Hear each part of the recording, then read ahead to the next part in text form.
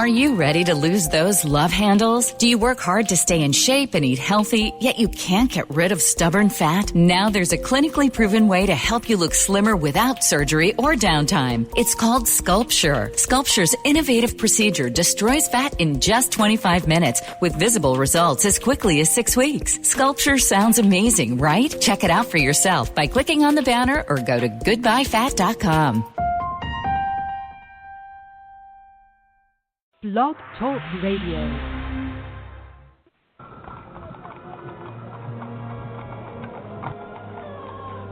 The year, 1888. The place, London's East End. Dead and mutilated bodies are popping up all over, from Stamford to Whitechapel. Jack the Ripper is leaving his mark, and the city's on edge.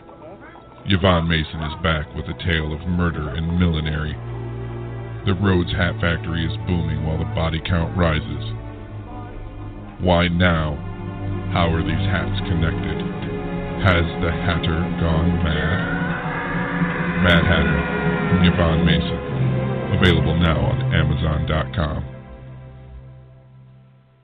Well, good evening, ladies and gentlemen. I think it's Saturday night. I'm pretty sure it's Saturday night. This morning I woke up thinking it was Friday for some reason. I guess because I've had 6 Mondays in this week. But this is Off the Chain. I am your host, Yvonne Mason, and that was my ad man, Chris Dunham, doing a shameless piece of promotion for the Mad Hatter for me. If you haven't gotten it, you need to, because if you love historical fiction, you love murder mysteries, you love strange things, you'll love the Mad Hatter. And for those of y'all who don't know what happened in 1888 in Whitechapel, go back and read your history books. This morning when I ran the numbers, I tell you what, I just get so excited about running the numbers for this show because every day they climb. Ladies and gentlemen, we are exactly 400 away from this show being 6,000. Just this show. Doesn't include all of the podcast where we are. Last night I said we were at 16,000, but we're a little bit shy of that. We're pretty close to 15,000. We're 1,200 away from 15,000. My goal was for 15,000 by the end of the year. It looks like we're going to get there before the first-year anniversary, which is not until July the 27th. And I'm going to do something special for that show. But I have to give a shout-out to Australia and Canada because they are our biggest listeners. Australia on this show just has the USA beat hands down. I mean, hands down. It's 77%. So thank you guys down under for being such good supporters of this show. Our show ranges from authors to musicians to artists to platforms to businesses. You name it, we'll talk about it. And with that being said, oh, and by the way, we are listened to in over 51 countries now, and that excites me an awful lot because it's because of my guests that this show is successful, and they're getting heard. Their work is getting out there, their trademark is getting out there, and they are getting exposure that they would not normally get, especially indie authors and musicians. It's so hard for us in this industry to get the exposure we need because most of us are not in box stores because box stores won't carry our books for whatever reason, and box stores are going away anyway. So we have to find creative ways in order to get ourselves out there, and this show is one of the ways that our authors get out there, and I'm very honored and pleased that they agreed to come on my show for an hour. So with that being said, I want to welcome author Rival Gates. He was born in Port Huron, Michigan, and then he moved to a suburb of Toronto, Ontario, Canada, at age 5. His father was a technical writer and a magazine editor, and his mother was a high school teacher. He always was interested in creative writing, and he participated in many contests in grammar school, which led him to start writing his own short stories. At age 13, he started working on one, which kept developing and progressing until he had a handwritten manuscript for Quest for the Red Sapphire at age 15, ladies and gentlemen, 15 years old. Keep that in the back of your mind. The project was shelved for many years through high school and then returning to the USA to attend Michigan State University.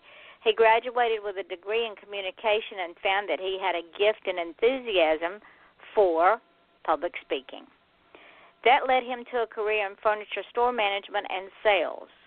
With his first computer, he dusted off his old story and began to revise it. Not a day passed since he first created the story that he did not consider some aspect of its outline. An entire series was planned and put in order to be written. Backstories were formed and the series was ready to produce. After many years of refinement of the stories, now remember, he put the story together at 15. After many years of refinement of the stories, his mother came to him with a terminal illness and made him promise to publish the book. So you know what Rival did? He published the book. Welcome, Rival. I am so glad you were here. I was getting a little worried there, and then when you said, well, the grandchildren sort of detoured you, I understand. I have several of my own, and I avoid them like the plague. Yes, they suddenly wanted my attention, and I'm like, no, Grandpa's got to go now. I got to go do something. So it's like, you're not putting on your shoes, though. I'm like, I know, but Grandpa's got to do something. Yeah, all of mine are near about grown or grown, so I am grateful for that. I don't have any wee ones. I have several great-grandchildren, and one of them is 3, I think. I don't know. I can't keep up. There's so many of them. Between my husband and myself, we have a blended family, and they just run amok. I think they multiply, and then like little amoebas, and then they show up, and there's more of them. And I don't know. I can't keep up with them anymore. I quit trying. So let's talk about you.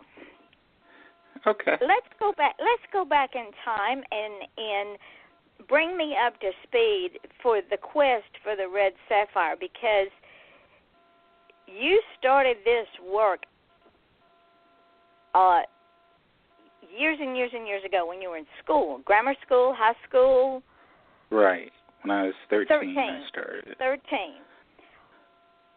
Tell me about it. What made you come on this journey?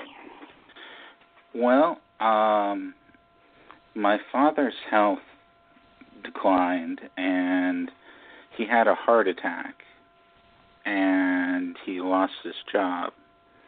And things were kind of rough for the family.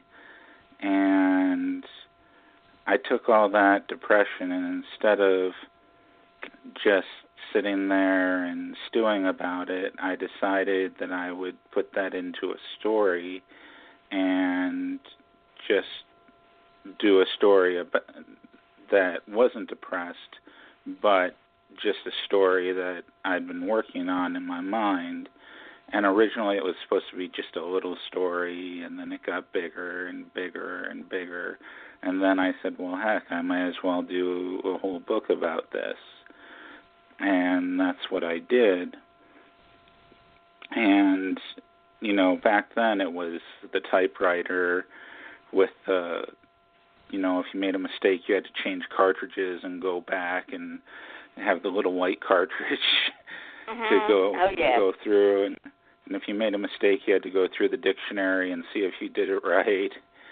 So I had handwritten it, and I finished that when I was 15. And my mother was my greatest fan on it because I, of course, would talk to her about it, and it was planned as a 9-book series. And I've actually, right now, I'm writing book 5 of it. Wow. And the first 4 have been published, and I'm really, really happy with them. But Quest was one that I had put so much time into, it ended up being almost 1,000 pages long. And my agent came to me and said, you know, you might want to think about splitting that in half, because that's just a little long for people. So that's what I did. Sort of like a Stephen King book. Yeah, that was just a little long for your average reader. And so I did. I split it in half. And so Quest has a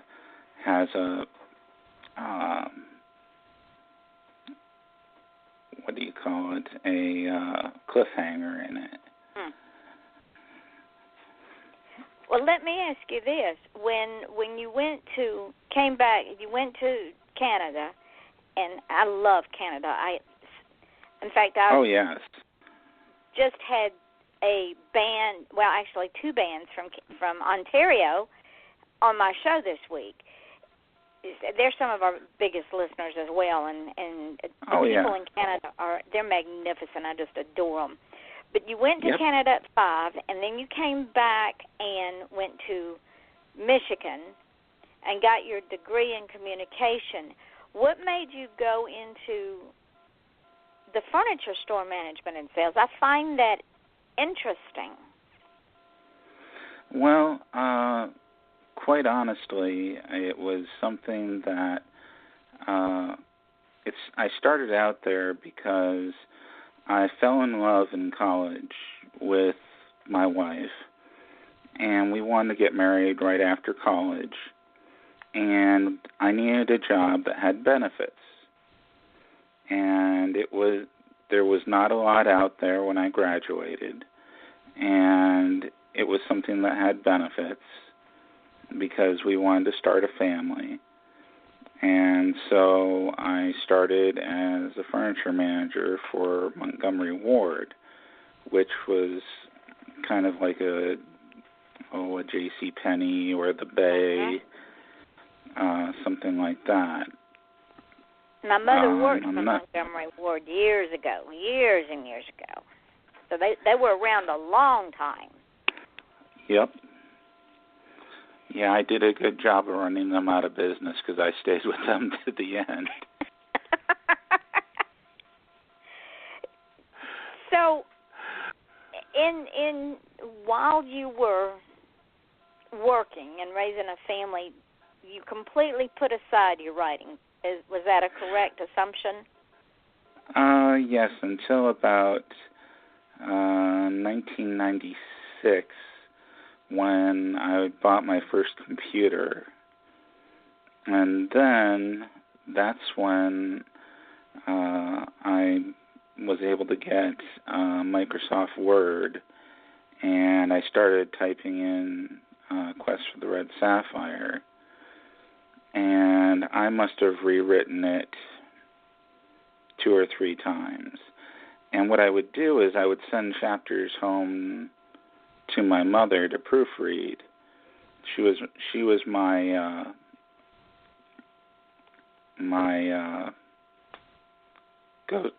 ghost reader, I guess is the best way of putting it.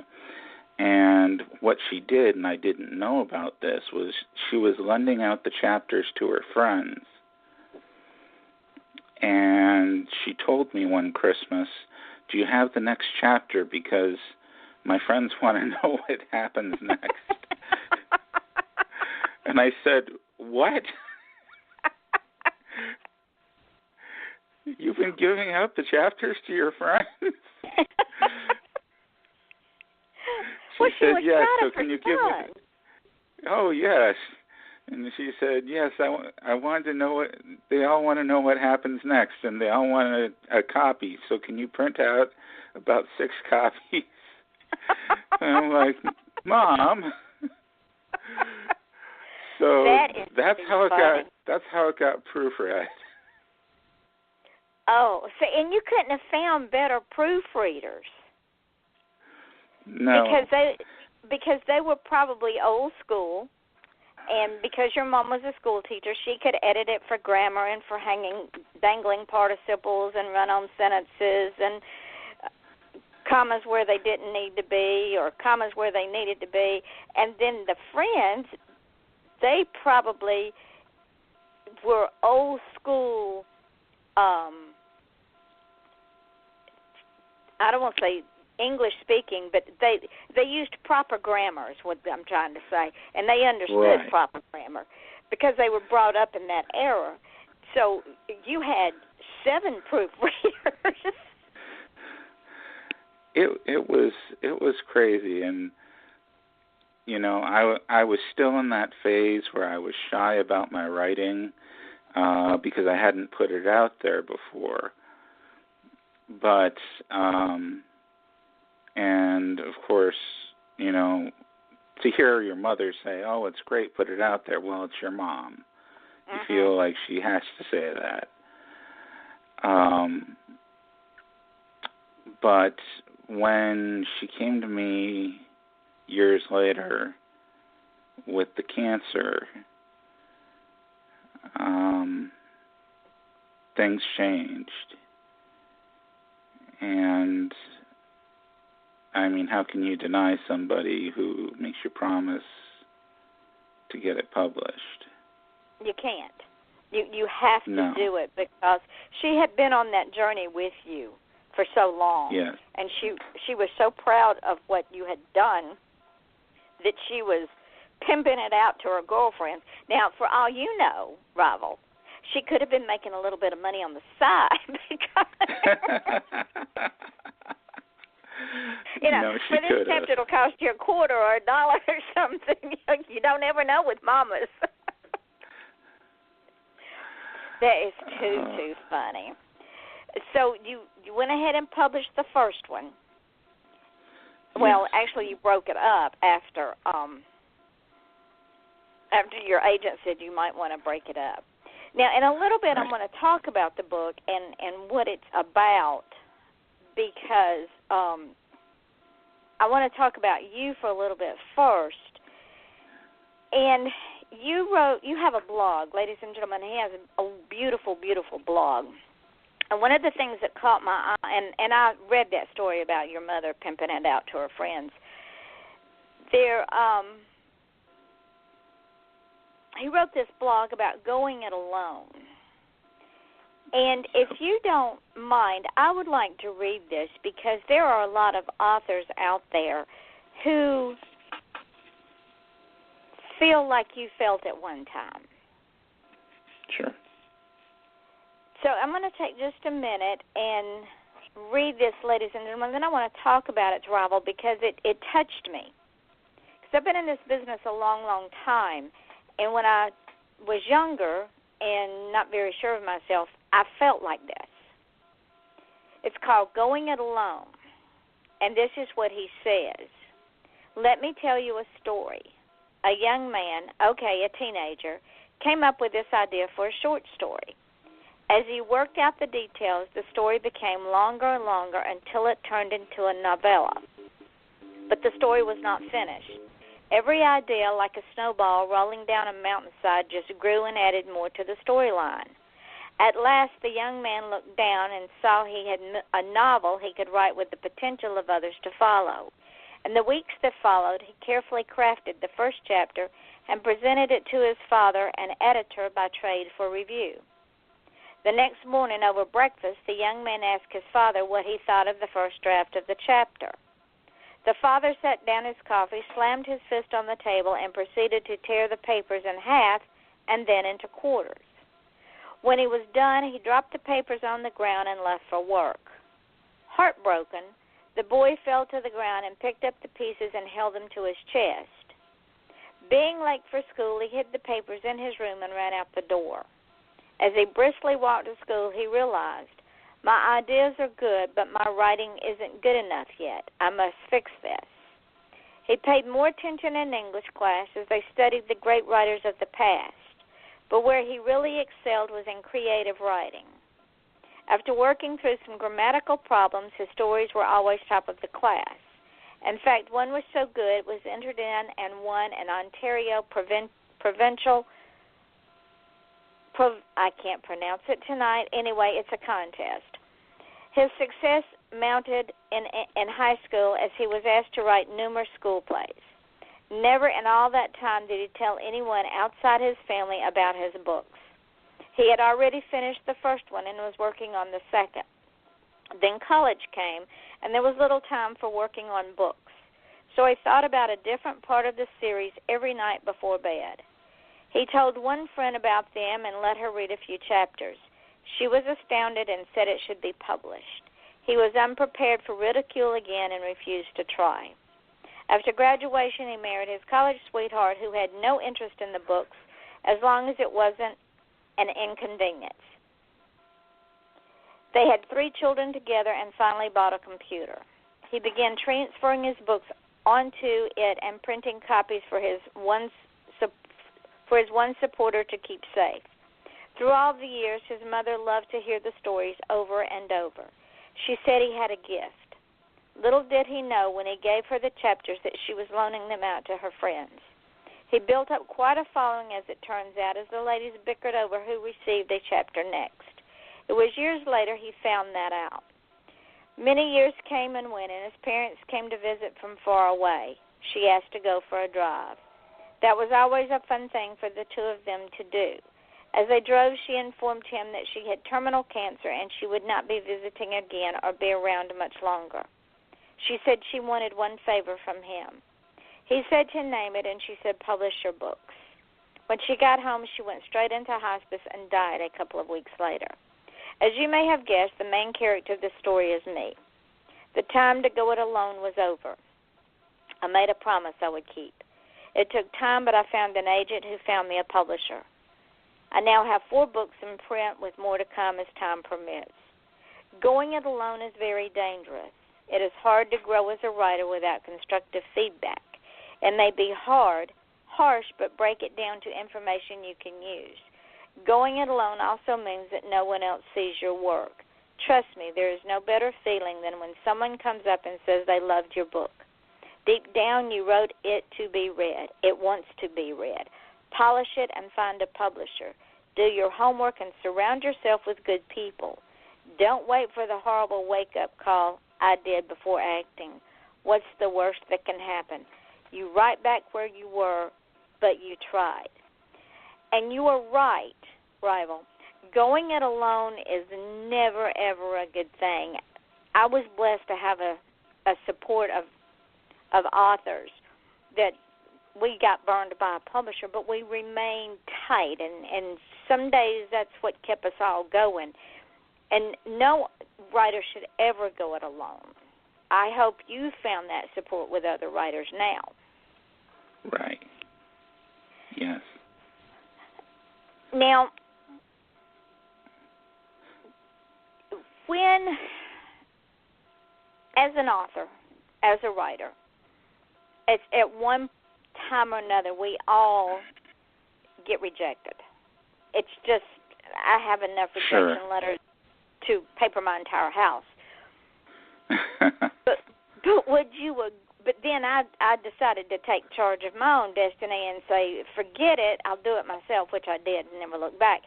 But would you agree that being rejected will do one of two things? It will either make you stronger, or it will allow someone else to steal your dream. Right. That's right. You hit it on the head there. And if you allow somebody else to steal your dream, only you can do that. Only you can allow somebody to steal your dream. It seems like. Go ahead. Go ahead. It seems like somebody else is doing it, but you're allowing them to do it. Exactly. And then you become one of those people that at their end of the life, when they said, do you have any regrets? You go, well, I want Stream to be a writer, but, and you've left out a piece of your heart, basically. And thank goodness that your mother was a strong enough woman that she saw that, and she said, don't think about it anymore, son, just do it. Yep. Absolutely. Now, I read somewhere where your publisher went out of business. I have 2 publishers, and the second one went out of business. So I'm still published with Solstice, which has my first 2 books, and At the moment, the second 2 books are out of print. My agent is working on getting me back with a different publisher. They went out of business on the 31st of March. See, and with small publishers, that happens all of the time,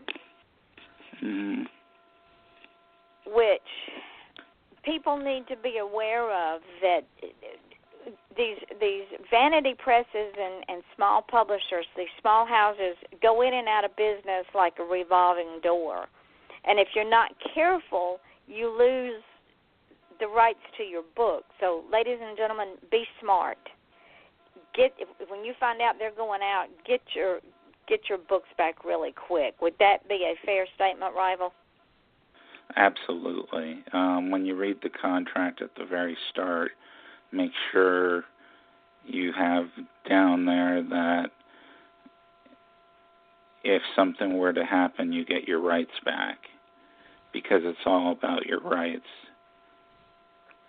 So you can take them somewhere else. That is very true. Well, how long do you think it'll be before those second books will be back out? I don't expect it to take very long. My agent doesn't expect it to take very long. Very good. Now, let's talk about your books. Sure. Are they fantasy? Are they sci-fi? Are they paranormal? Are they a combination? You know, the genres are so mixed now. I don't think there's a straight genre anywhere out there. It used to be romance, true crime, crime fiction, comedy, or just general fiction. And now the genres are as many as the books that we write. I would call it high fantasy. But if you wanted, you could just call it fantasy. It's in line with things like The Lord of the Rings, that sort of a fantasy book.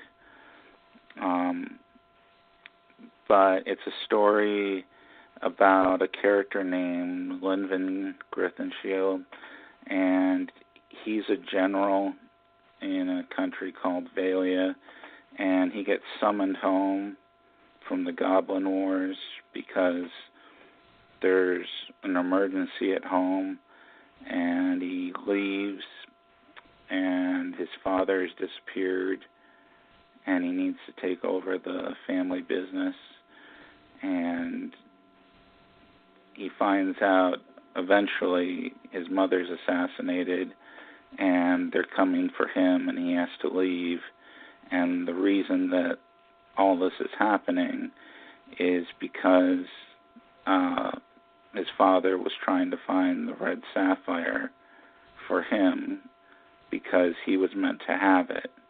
And it's a source of great power. And someone else, of course, is after it as well. Now, a lot of people out there will say, well, it's just a ruby. And I purposely made it a Red Sapphire and not a ruby. And if you read the story, you'll understand why. But he sets off on a quest to find it with his uncle and his 2 absolutely annoying cousins. If you can think of the most annoying people in your life that you've ever met, that's what these 2 cousins are like. And so there's quite a bit of comic relief there. And so they have quite an adventure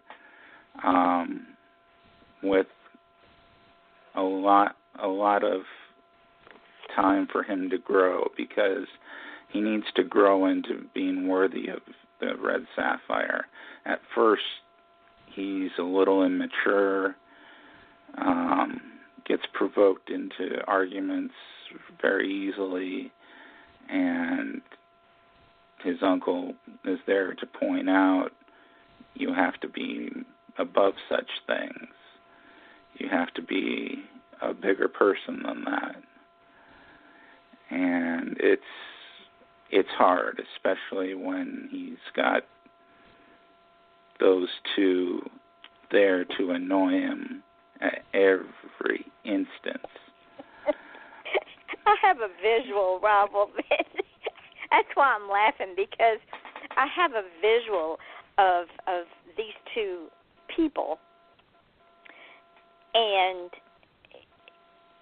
they're walking or riding down a path, and they're just egging him on, just like two little troublemakers. I'm trying to think of who it was in Lord of the Rings. It was one troublemaker and just egged everybody on. And that's why I'm laughing, because I can see, as you're talking about this story, I can see these three young people and two troublemakers knowing that they're making trouble and don't really care at this point, do they? No. They came along because Linvin guaranteed them payday at the end, but they don't care about anything else. So they're just like being flicked in the side of the head over and over and over, and it's just annoying, and you want so badly to smack the person who's doing it, but you can't. That's what it's like. Well, and I love comic relief because it's, if you don't have comic relief in your book, it's like trying to eat pound cake and eat a whole thing of it. It's just so dense. It's just so much. It's just so thick. You can be the greatest writer in the world, but oh my gosh, it's just too much. Well, what I want to know is, at 13, and I know the backstory is that things were kind of tough at home, but as a 13-year-old, how were you mature enough in your mind and in your soul to understand that you, A, needed comic relief, and B, to start a story of a quest like that? Well, the quest was really easy to come up with because I wanted something that was going to take a lot of time and have it where he had to mature, because I knew, for example, that I needed to grow up a lot, and I took it that even though he was an adult, that so did he. You know, I was the youngest of 7, and I looked at my oldest brothers, and, you know, they still needed to mature, and they were full grown. So, you know, when they're giving me wedgies and they're full-grown men, I think they need to grow up a little bit. Well, you know, they say that boys don't mature as fast as girls, that boys really aren't mature until they're sometimes 40, so who knew? Yeah, I believe it. I believe it. But, so yeah, go ahead. I was going to say, and taking 2 years as between 13 and 15 to writing this book, and then setting it aside, when you went back to it,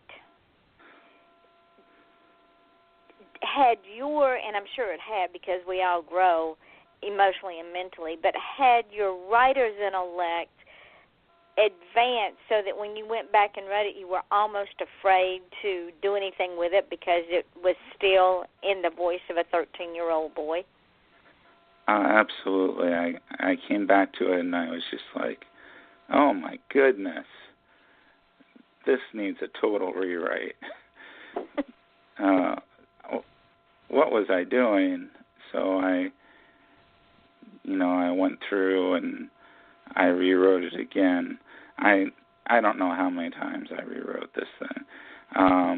And one thing my mom did say when I was older and I put it in the computer was that one thing that my father hated, even to the day I published it, was that for all his writing, and he had awards on the wall everywhere for his work as a writer, and that was everything from advertising to just writing articles and technical writing. She said he never wrote a book because every time he tried, he would just keep rewriting the first chapter over and over and over again.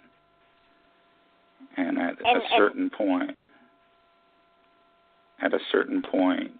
you have to say, okay, let's move on. That is very true, and is when I tutor new writers who say, well, I don't want to turn this book loose because it's not finished yet. Well, at a point, one's got to say it's finished. It will never be perfect, but it's finished, because if you don't turn it loose, it's like letting your children go when they get grown. Well, I'm not through with them yet. Well, yeah, you are. They're kind of grown now. They need to go. If you don't turn that book loose, it won't get out there for people to read. What was the point in writing it if you didn't want it out there for people to read? Well, something that I was told years ago that really helped me with the book was that Leonardo da Vinci never believed that the Mona Lisa was finished. That's a true statement. He did. And if he kept messing with her, she might not have wound up with that mysterious smile that has made her famous. Right. And now whether that was by design or whether it was by mistake, that is what made that painting famous, was that smile. Yep. And the same can be said of writing. It's something within that book that makes people click with that book. And two, when you keep messing with something and you keep going over it and going over it, pretty soon several things happen. One, you lose the original idea for the story. Two, many, many times it becomes a total hot mess and you can't unravel it because it's already shredded. And three, you're so frustrated with it, you just want to toss it in the trash can and never pick up another manuscript again. Would that be a fair statement? Oh, absolutely. You have to know when to just put it down and say, okay, the chapter's done, move on.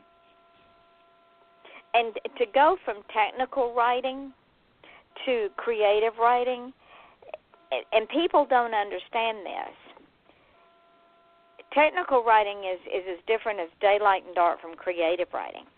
And creative writing is as different from daylight and dark from journalistic writing. And they are, none of those three have anything in common except words on paper. Mm-hmm. And if you take a technical writer, and this is probably what happened to your father, as a technical writer, he couldn't switch gears and put that chapter in creative form because he was so wired to write things tight and technical that he couldn't just build a scene and move on. I would say that's accurate. I have seen journalists try to write fiction. They can't do it for the most part. They can't. It's not in their wheelhouse because they don't know how to. Again, you have to be tight. You only have a quarter of a column or a half a column, or if you really, really got a good story, you might get the front fold of the paper with maybe a column and a half in the middle of the paper, but you have to condense the event in most times 1,000 words or less and still make that story stand out, and they don't know how to build a scene. And it's very difficult for them to be able to break out of that mold. And so I can understand your father's frustration that he could not walk away from what he'd done, especially getting all those awards, because to tell you the truth, Rival, I would never, ever want to do technical writing for a living. I don't have it in me. No. I admire somebody that can do it. So if someone wanted to get your books, they would get Quest of the Red Sapphire, and what's the second one? Sapphire Crucible. And where does that one take them? Well, that's the second half of the story of Quest for the Red Sapphire. And that takes you to who ends up with the Red Sapphire. And Linvin and his party have to get out of where they are and get home, which is not an easy thing. Huge fight scenes. And there's still going to be a little bit of comedy, but now even his cousins understand how serious everything has become. There's some lighthearted moments, but now it's like, what's going to happen to them? What's going to happen next? Oh, my gosh. Wow. I didn't see that coming. Ooh. I definitely. So there's a lot of suspense, and there's a lot of times you say, okay, there's just no way. One of my favorite things to do in books is to sit there and say, okay, this time there's no way they can get out of this. There's no, oh, I didn't see that coming. Oh, wow. Huh. That makes sense. Interesting. So the second one, if you really love action, it's got a lot of action. The first one has action too, don't get me wrong, but there's a lot of character development that goes on in the first book. Right. And then the second book is now we got to do something with what we've got. Yep. So what is the third book is called Mandarin Revenge? Yes. For what happened in the second book, the enemy or antagonist in the book is named Lord Mandarin. And he's emperor of the Mandarin Empire. Well, long story short, he didn't like the way things turned out in the second book completely. Things went okay, but not as well as he would have liked. And he's mad at Linvin. So he's decided to come up with a scheme to make Linvin pay. And it's pretty diabolical. So he comes up with this plan, and Linvin's kind of stuck between a rock and a hard place. and he's got to take another trip, but this time something really, really bad happens. And I can't tell you what that is. Oh, I don't want to know. Now, this one is out. Is this the one of the ones that's been pulled back? Yeah, it'll be back out as soon as I have a new publisher for it. And Repercussions Abound, that's also one that's been pulled back? Yeah, that one, Linvin eventually gets out of the really bad situation, but this is a book where everybody loses. You know how you have the merry, happy, everybody wins book? Yeah. This is not it. Uh-oh. This is the book where the bad guys lose, the good guys lose. Pretty much everybody loses.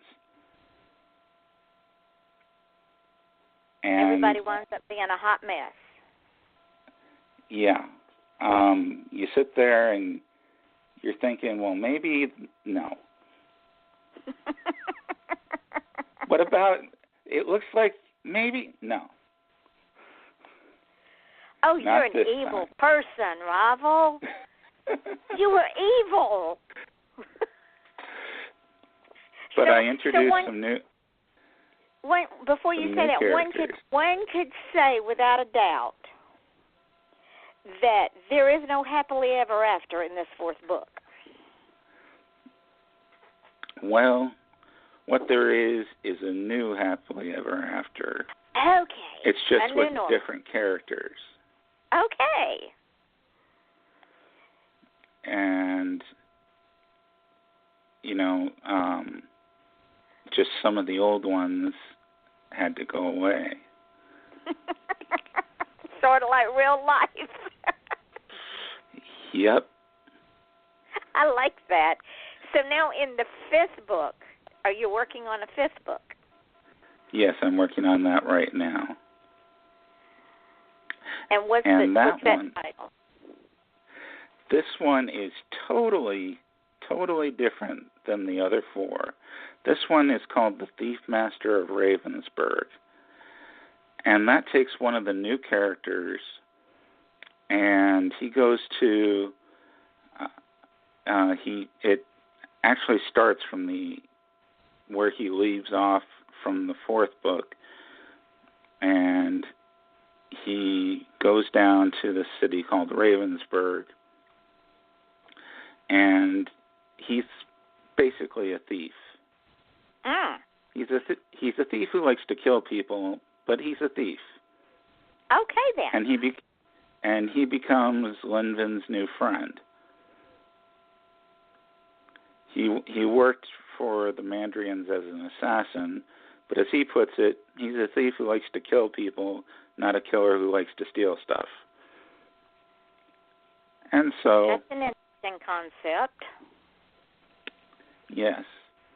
And his favorite view is through the bottom of a glass. So... He sounds like a a very interesting character.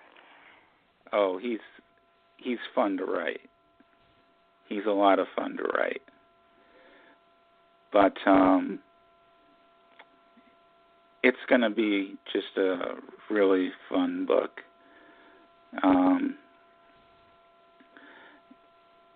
He decides that he wants to be the thief master in the city because the one that's there is scamming the thieves.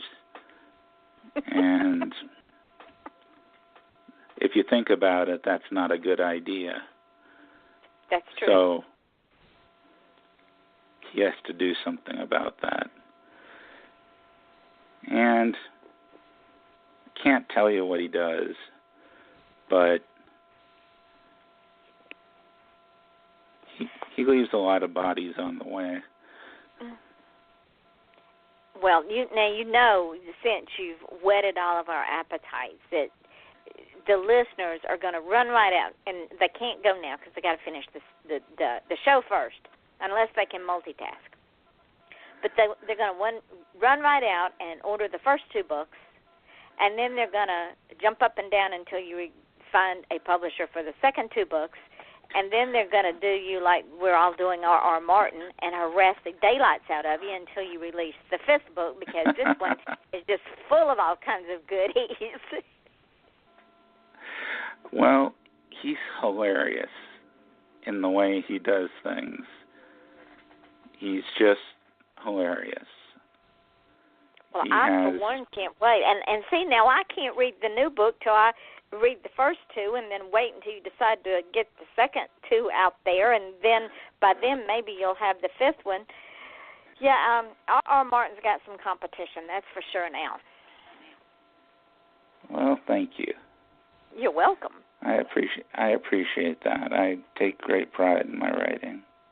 Well, and you've brought the characters to life, and you've just talking about them has made them 3-dimensional.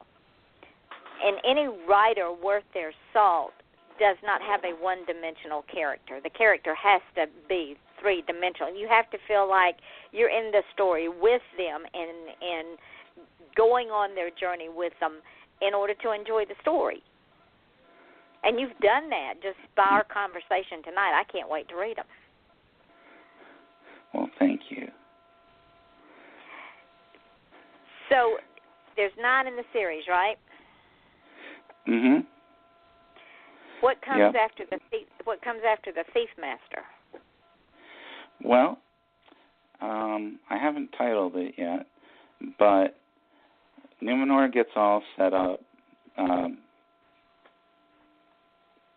His friend, the new Thief Master, Numenor, he gets all set up as Thief Master, and then he comes up to visit Linvin because he's discovered something really bad. One of the really bad people who got away in the 4th book is essentially a demon. And the only way they could have killed him was when he was in a human state, which was in the 4th book, and they kind of can't now. But he's got a plan for world domination. They have to sort of find a way to stop it. So they know where he is, but they have to find a way to stop him between the 2 of them. And the hits just keep on coming. Yep. And he's creating an army, and it's a pretty tall order to try to stop him. But these 2 are going to try. And they've got a few tricks up their sleeves. Okay, R.R. Martin Jr., let's get with the program and let's get these books done so that these people won't reach through the internet and strangle us because they want to read the books. Now, can you believe that our hour is almost up? Oh, okay. Yeah, wow, that went fast. It does. It goes by really, really fast. What I would like for you to do is let the folks know where you can be found and where your books can be found. Okay. The first 2 books can be found on Amazon.com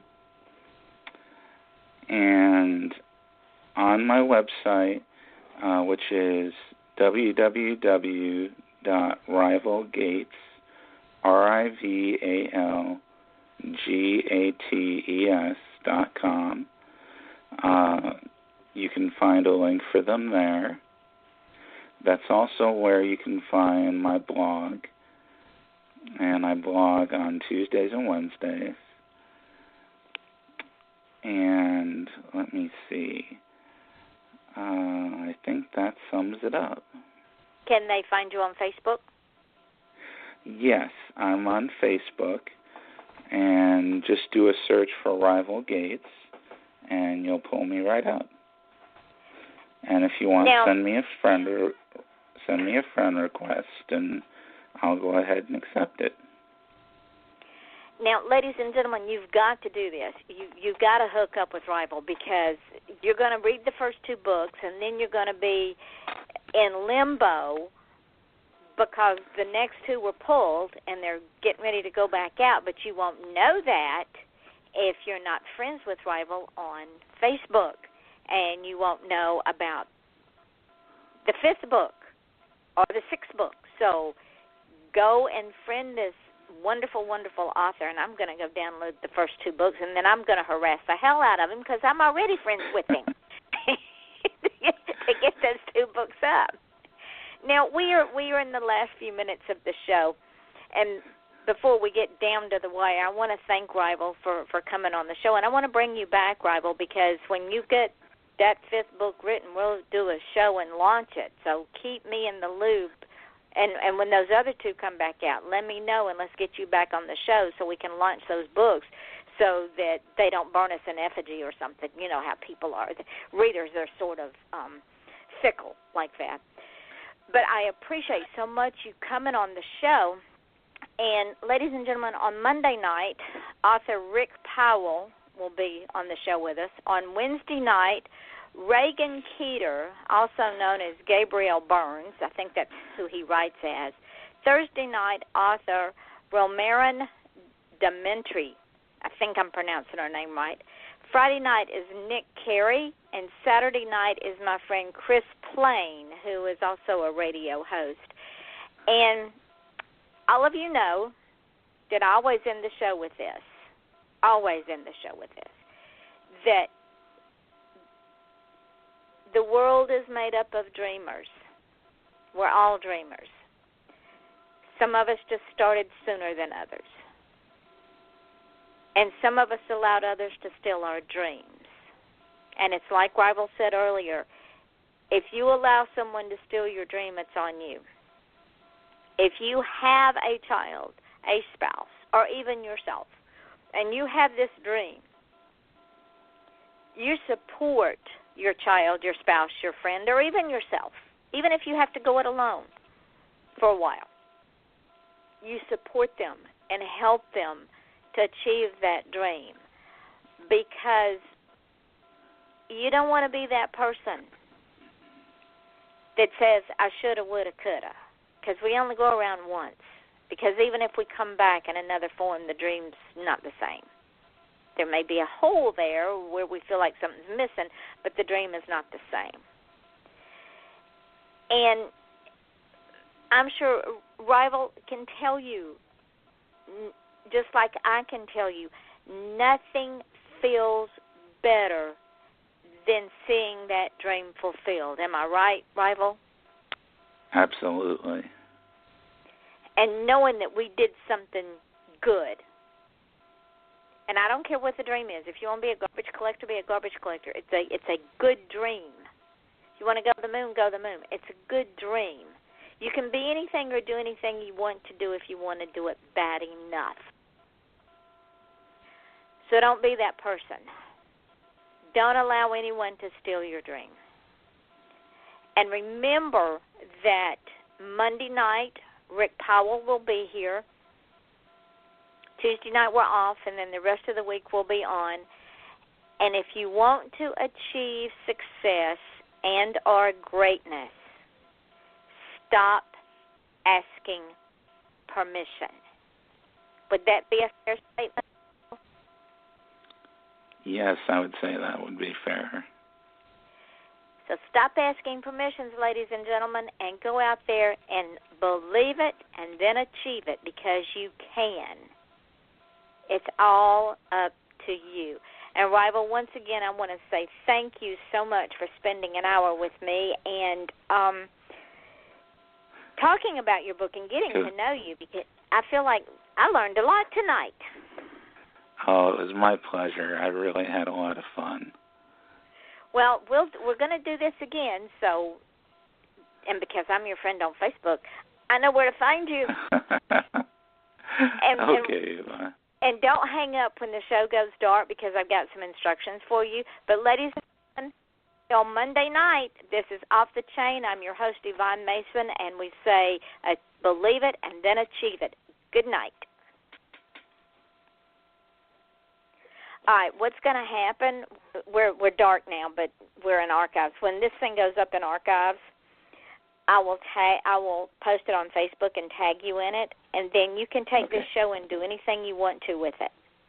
Put it on your page, put it on your blog, promote yourself everywhere. And then tomorrow I will put it up on 6 different podcasts, and I will also tag you once they go live on those podcasts. I'll tag you on Facebook. Use those. Use them as a promotion tool for your work and for yourself.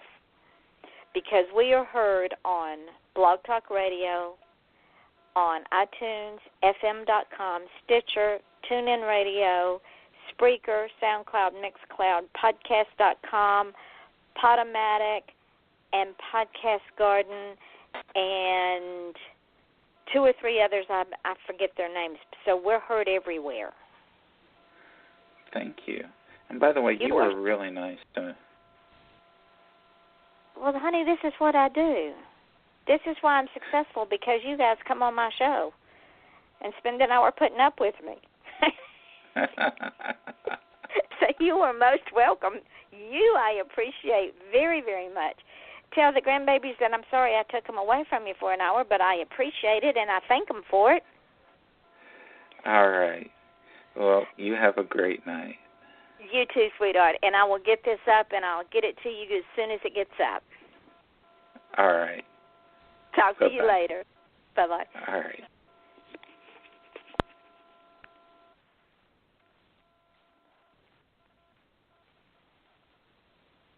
Are you ready to lose those love handles? Do you work hard to stay in shape and eat healthy, yet you can't get rid of stubborn fat? Now there's a clinically proven way to help you look slimmer without surgery or downtime. It's called Sculpture. Sculpture's innovative procedure destroys fat in just 25 minutes with visible results as quickly as 6 weeks. Sculpture sounds amazing, right? Check it out for yourself by clicking on the banner or go to goodbyefat.com.